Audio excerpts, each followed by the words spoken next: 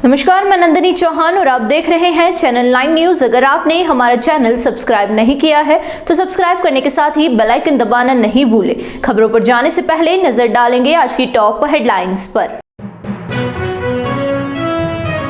उदयपुर में गुरु नानक देव जी का 555वां प्रकाश पर्व मनाया बड़े ही धूमधाम से। गुरुद्वारों में हुए शबद कीर्तन, देर शाम हुई भव्य आतिशबाजी।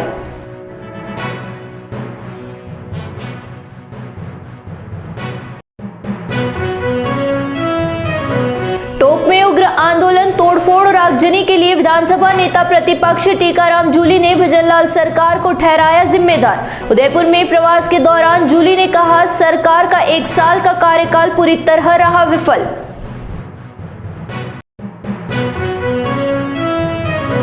उदयपुर में 3 दिवसीय फिल्म फेस्टिवल का हुआ आगाज। 3 दिनों में दिखाई जाएगी चॉइस डॉक्यूमेंट्री फिल्म। युवा कलाकारों को आगे बढ़ाने पर होगी परिचर्चा।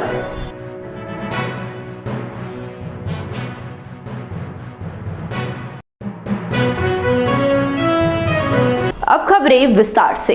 गुरु नानक देव जी का 555वां प्रकाश पर्व शुक्रवार को बड़े ही धूमधाम से और श्रद्धा पूर्वक मनाया गया। इस मौके पर शहर के विभिन्न गुरुद्वारों में कार्यक्रम आयोजित हुए। प्रकाश पर्व के मौके पर अल सुबह से ही गुरुद्वारों में सिख समुदाय के लोग पहुंच गए। कुम्हारों के भट्टे के समीप सिख कॉलोनी के गुरुद्वारा अध्यक्ष धर्मवीर सिंह सलूजा ने बताया कि अल सुबह 5 बजे से लंगर बनाने का सेवा कार्य शुरू हो गया। इसके बाद गुरुद्वारे में बच्चों का कार्यक्रम हुआ। इसके बाद सुबह 10:30 से 11 बजे तक ज्ञानी अजीत सिंह ने, 11 बजे से 12 बजे तक महेंद्र सिंह व 12 बजे से 1:30 बजे तक सुबह सिंह रागी जत्थे के शबद कीर्तन किए और संगत को निहाल किया गया। रागी जत्थे के सदस्यों ने लोगों से अपील की कि गुरु नानक देव जी द्वारा बताए गए मार्ग पर चलकर अपना जीवन सफल बनाएं। सलूजा ने बताया कि गुरु नानक देव जी का संदेश था कि कीर्तिकर नाम जप और वंडछक अर्थात मेहनत कर ईमानदारी का खाओ, भगवान का नाम हमेशा जपते रहो और मिल बांट कर खाओ। गुरु नानक देव जी ने ऊंच नीच, गरीबी अमीरी का भेदभाव मिटाकर सबको एक साथ बैठाकर लंगर छकाने की परंपरा की शुरुआत की, जो आज भी कायम है। वहीं अन्य गुरुद्वारों में भी इस तरह कार्यक्रम आयोजित हुए और सभी गुरुद्वारों में सिख समुदाय के हजारों लोग पहुंचे। बता दें कि सभी गुरुद्वारों में देर शाम 7 बजे से रात्रि 11 बजे तक भव्य आतिशबाजी होगी और गुरु नानक जी का प्रकाश पर्व मनाया जाएगा। गुरुद्वारा सचखंड दरबार सिख कॉलोनी उदयपुर आज हमारे प्रथम गुरु जगत गुरु धन साहिब श्री गुरु नानक देव जी का 555वां प्रकाश पर्व बड़े ही उत्साह, श्रद्धा, भावना के साथ मनाया जा रहा है। इस तहत सुबह 5 बजे से गुरु घर में लंगर की सेवा प्रारंभ हो गई। 7 बजे श्री सहज पाठ साहब जी की समाप्ति हुई। उसके उपरांत गुरबाणी का प्रवाह चलता आ रहा है और पंथ के महान कीर्तनीय भाई सूबा सिंह जी जो कि दिल्ली से यहाँ पधारे हैं, उनका कीर्तन अभी चल रहा है। ये समारोह 1:30 बजे तक का है। उसके उपरांत गुरु का लंगर अटूट बरतेगा। शाम को विशेष दीवान सजेगा जो कि 6:30 बजे से लेकर 11 बजे तक होगा। उसके उपरांत आतिशबाजी की जाएगी और सारा ही प्रोग्राम मानवता की सेवा के लिए किया जा रहा है। इसके तहत एक चिकित्सा ये निःशुल्क रक्तदान शिविर लगाया गया है। प्रदेश में उपचुनाव के दौरान देवली उनियारा में निर्दलीय प्रत्याशी नरेश मीणा द्वारा एसडीएम को थप्पड़ मारने के मामले में प्रदेश की भजनलाल सरकार को घेरते हुए विधानसभा प्रतिपक्ष नेता टीकाराम जूली ने सरकार को पूरी तरह से विफल बताया। जूली शुक्रवार को उदयपुर प्रवास के दौरान सर्किट हाउस में पत्रकारों से रूबरू होते हुए सरकार को कटघरे में खड़ा किया। उन्होंने कहा कि आंदोलन उग्र रूप ले रहा है, उसकी जिम्मेदारी सरकार की है। तो वहीं दूसरी ओर जूली ने उपचुनाव में सरकारी कर्मचारी और पुलिस को टूल की तरह उपयोग लेने का आरोप लगाया। जूली ने कहा कि इलेक्शन कमीशन भी निष्पक्ष चुनाव करवाने में असफल साबित हो रहा है। कांग्रेस की ओर से इलेक्शन कमीशन को कई बार शिकायतें की गई है, लेकिन कोई परिणाम नहीं निकला और ऐसा लगता है कि वह भी सरकार के दबाव में काम कर रहा है। जूली ने प्रदेश में जंगल राज होने की बात कही। वहीं उन्होंने कहा कि अलवर में उपचुनाव के दौरान पुलिस कार्यवाही का उदाहरण पेश करते हुए कहा कि वहां पर 1000 से ज्यादा लोगों को गिरफ्तार किया गया, जबकि 50 लोगों के खिलाफ मुकदमे दर्ज थे।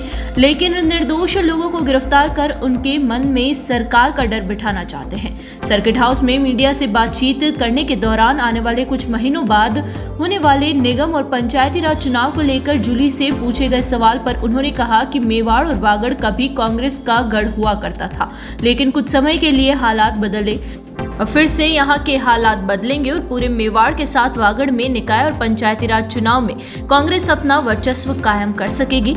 उन्होंने उदयपुर नगर निगम में इस बार भाजपा की बजाय कांग्रेस का बोर्ड बनाने की बात कही। वो डिपेंड करता है पब्लिक के ऊपर। पब्लिक एक प्रकार से वोट करती है और कोई बहुत ज्यादा अंतर कभी भी रहता नहीं है। आप देखेंगे वोटर्स के अंदर 1-2% का मार्जिन रहता है और उसी में चुनाव परिणाम बदल जाते हैं। तो ये लोग लगातार इन्फ्लुएंस करते हैं। अब वो कितना कर पाए ये तो परिणाम बताएंगे। बाकी इन लोगों ने कसर नहीं छोड़ी। मशीनरी का जो दुरुपयोग इन लोगों ने किया है कभी हो नहीं सकता। नहीं, वो तो आप देखिए, अगर मान लो वोटर भारी बहुमत से कांग्रेस को जिता रहा है तब तो फिर ये जो दुरुपयोग है 1-2% जितना ये करते हैं वो कर पाएंगे। और मान लो नेक टू नेक मुकाबला है तो उस चीज का फायदा उठाएंगे।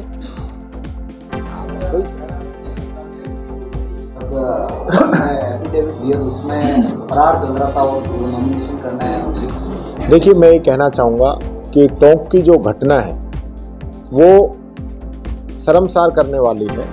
इस प्रकार की घटनाओं की मैं समझता हूँ समाज के अंदर और राजनीति के अंदर कोई जगह नहीं है।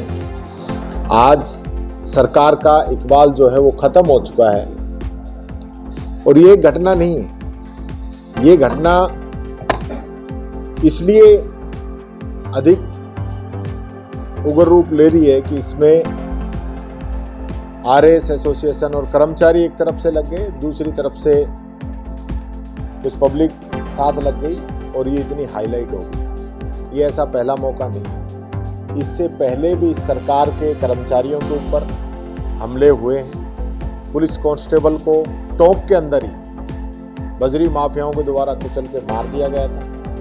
हमने विधानसभा में इस प्रकार की बातों को उठाया। हम लगातार कह रहे हैं, आपने देखा होगा बाबूलाल बैरवा पुलिस कांस्टेबल ने पुलिस अधिकारियों से तंग आके सुसाइड कर लिया, धरना चला। लगातार जो है प्रदेश का जो क्राइम का जो स्तर है वो बढ़ चुका है। सरकार इस पे बोलना नहीं चाहती है। पहली बार ऐसा हुआ है इतिहास के अंदर कि विधानसभा में सरकार ने कानून व्यवस्था पे चर्चा नहीं कराई। हमें गुमराह किया गया। पहले जब डिमांड तय हुई उसमें कहा कि डिमांड न करके हम इसको चर्चा कराएंगे, और जब चर्चा का समय आया तो ये कहा गया कि सरकार जो है कानून व्यवस्था पर चर्चा नहीं कराना चाहती। हम लोगों के द्वारा ऐतराज़ किया गया। खुद जो मीटिंग हुई उसमें मैंने अपना ऐतराज़ दर्ज कराया। और हकीकत ये है कि अब तक का जो इतिहास है विधानसभा का, जिसके अंदर बिजली, पानी और कानून व्यवस्था, ये 3 विषय ऐसे होते हैं जिस पे हर बार चर्चा होती है, लेकिन अब की बार इस सरकार ने चर्चा नहीं कराई। ये जो घटना जो टोंक की है ये बहुत ही, मैं समझता हूँ, इस प्रकार की घटना है। ये आने वाले समय में, क्योंकि लॉ एंड ऑर्डर अगर आप कायम नहीं रख पाते हैं और ये सरकार आपकी लगातार फेल होती जा रही है। आप ये देखिए, आपका क्या तो मॉनिटरिंग सिस्टम है, कहाँ आपकी इंटेलिजेंस है, कहाँ आपकी आईबी है, तो ये क्यों काम नहीं कर रही कि किस प्रकार की घटना है, किस प्रकार का माहौल बन रहा है, क्यों ऐसी स्थिति बनी कि थप्पड़ लगा, क्यों ऐसी स्थिति बनी कि वहाँ पे कारें जलाई गई, क्यों ऐसी स्थिति बनी कि पुलिस को वहाँ पे लाठीचार्ज करना पड़ रहा है, आंसू गैस के गोले चलाने पड़ रहे हैं, लोगों को अरेस्ट करना पड़ रहा है। तो ये सारी स्थिति, पत्रकारों पे भी हमला हुआ है, शेखावत जी पे, उनके साथी, कैमरे तोड़ दिए गए हैं। तो इस प्रकार का ये कोई कानून राज है, एक जंगल राज है। तो ये जो स्थिति जो बन रही है, इसमें सरकार ऐसी स्थितियों को संभालने में विफल रही है। तो ये एक दिन का आक्रोश नहीं है। मैं फिर कहना चाहूँगा, आज जिस प्रकार का जो एजेंडा भारतीय जनता पार्टी ने बना रखा है और विशेष रूप से पुलिस को एक टूल के रूप में ये लोग इस्तेमाल कर रहे हैं। अलवर के अंदर हमारे यहाँ पे अभी उपचुनाव हुआ है, वहाँ पे लगातार जो है पिछले 1 महीने से 1000 लोगों को अरेस्ट किया गया है। जिन पे मुकदमे हैं वो तो 50 लोग हैं और 950 लोग ऐसे हैं जिन पे मुकदमे नहीं है। आप उनको अरेस्ट करके टेरर बनाने के लिए 151 में दिखा के और उनकी जमानत कर रहे हो, तो आप ये माहौल क्यों पैदा करना चाह रहे हो कि जो कांग्रेस का परंपरागत वोट है या जिन बूथ पे कांग्रेस को वोट मिलता है उनको डराया जाए। तो में कांग्रेस जीतेगी नगर निगम के अंदर भी और पंचायती राज के अंदर भी। इसके लिए आप निश्चिंत रहें, हमारा कार्यकर्ता एकजुट है। आरएनटी मेडिकल कॉलेज के एलएनटी हॉल में प्रतिरोध सिनेमा अभियान का 9वां फिल्म फेस्टिवल का शुक्रवार को आगाज हुआ।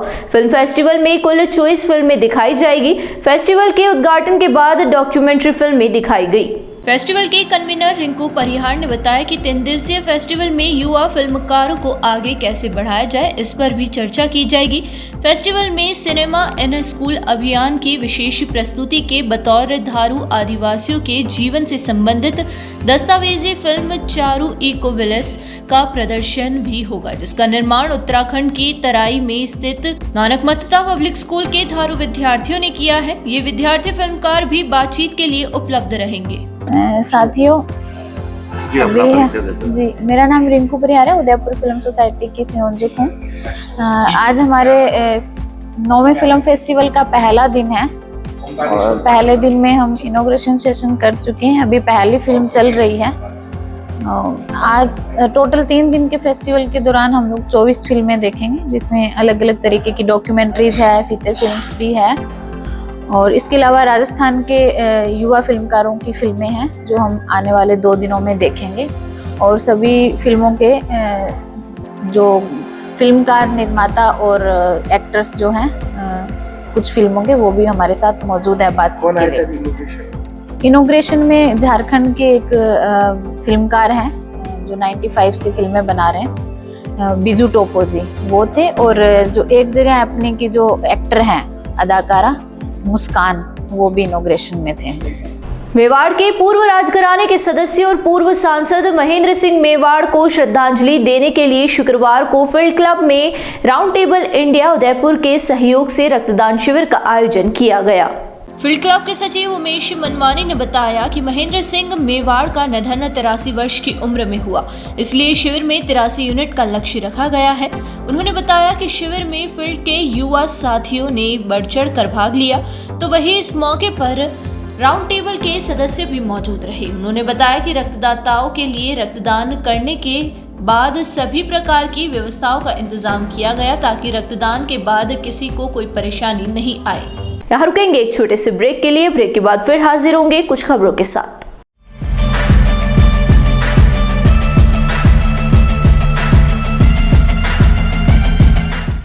ब्रेक के बाद फिर से आपका स्वागत है। बढ़ेंगे अगली खबरों की ओर।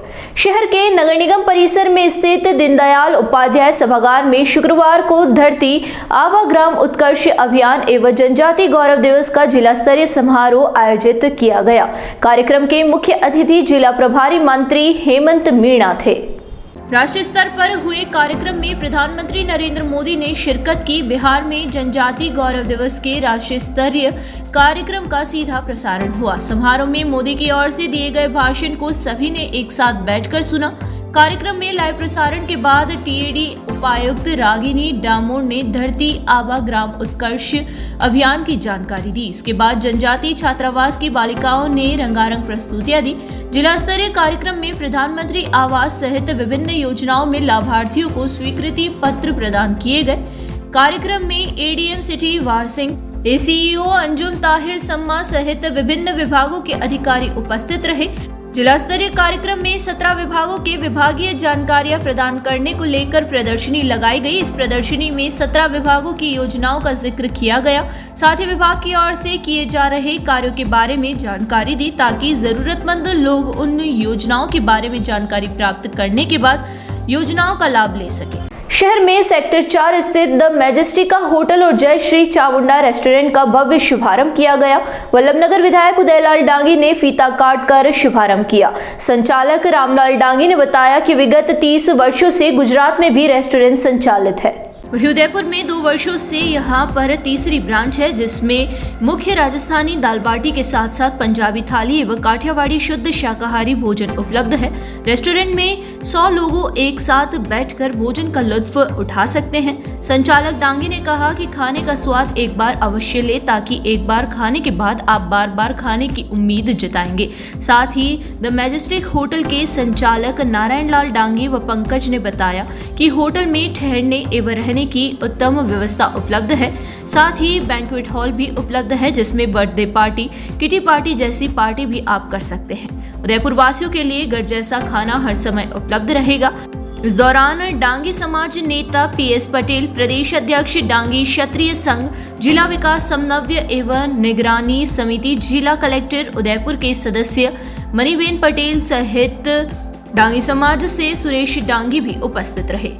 विगत 30 वर्षों से पिछले 30 वर्षों से हम खाने के क्षेत्र से जुड़े हुए हैं। गुजरात में भी हमारा रेस्टोरेंट उपलब्ध है और वर्तमान में उदयपुर में हमारी यह तीसरा ब्रांच है, जो जय श्री चामुंडा नाम के जय श्री चामुंडा रेस्टोरेंट, जय श्री चामुंडा दाल बाटी के नाम से हमारी पहचान है, और जिसमें हमारा मुख्य खाने का आइटम है कि जो पंजाबी राजस्थानी स्पेशल राजस्थानी दाल बाटी है, और आला कार्ट सिस्टम है, पंजाबी सब्जियां हैं, और टेस्ट में गारंटी दिलाते हैं कि टेस्ट में एक बार जो हमारे यहाँ पे पधारोगे तो निश्चित है कि दूसरी बार और बार बार आओगे। एक बार नहीं, बार बार आओगे। मैं कहने का मतलब एक बार आना बहुत ही ज़रूरी है। एक बार आके इसमें हमारे रेस्टोरेंट है, इसमें पंजाबी थाली है, गुजराती थाली है, और मेन्यू सिस्टम है। जो अपनी पसंद से जो सब्जियां खाओगे वो टेस्ट में एकदम बेस्ट आएगी। और हमारे गेस्ट हाउस भी है, रहने की उत्तम सुविधा भी है, कमरे भी हैं, ऊपर AC रूम भी है, और यात्रियों को हम हमारे हिसाब से अच्छी प्रकार से सेवा देंगे और बार बार हमारे यहाँ आने का और पधारने का कष्ट करें। सर, ऊपर बैंक्वेट हॉल भी है, और ऊपर जैसे 50-60 जने के मतलब पार्टी कर सकते हो, और वैसे तो हमारे रेस्टोरेंट में 80 जनों का बैठने का सुविधा है। बर्थडे पार्टी भी करते हैं, कर सकते हो। और हमारे यहाँ काम करने वाले भी बाहर के लोग हैं, रेस्टोरेंट का काम करने वाले नेपाल के कारीगर हैं, और खाने में एकदम बेस्ट टेस्ट मिलेगा। एक बार फिर नजर डालेंगे आज की टॉप हेडलाइंस पर।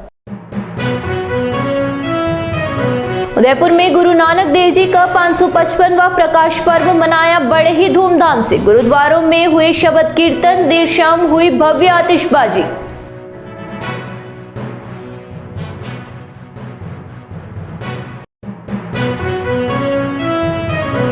टोंक में उग्र आंदोलन, तोड़फोड़ और आगजनी के लिए विधानसभा नेता प्रतिपक्ष टीकाराम जूली ने भजनलाल सरकार को ठहराया जिम्मेदार। उदयपुर में प्रवास के दौरान जूली ने कहा, सरकार का 1 साल का कार्यकाल पूरी तरह रहा विफल।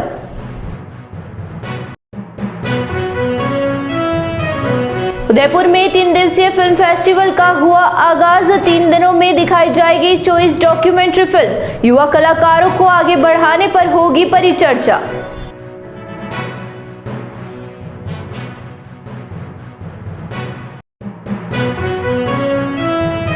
तो दीजिए इजाजत और बने रहिए चैनल 9 न्यूज के साथ। नमस्कार।